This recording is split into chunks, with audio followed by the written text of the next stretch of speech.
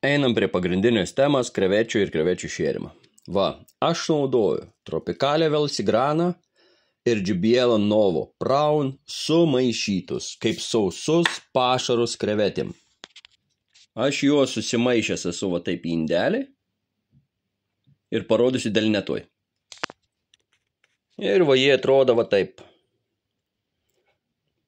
3-4 mm tabletytės.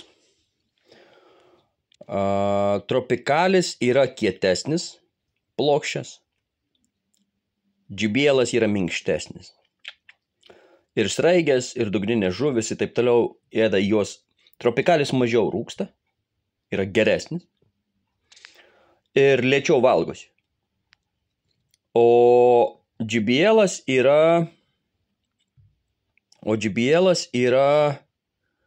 minkštesnis, pavyzdžiui, šamams ir taip toliau. Tai va aš tokius po kelis grūdelius dedu į akvariumą ir viskas per dieną.